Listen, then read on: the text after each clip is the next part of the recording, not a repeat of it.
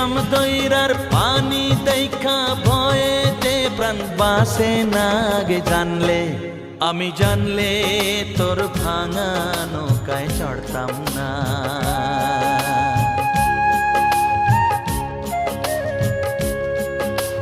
লবঙ্গ লতিকার দেশে যাবার ছিল বাসনা, ওরে মাঝ দরিয়ায় নাও ডুবিল উপায় কি তাই বলো না।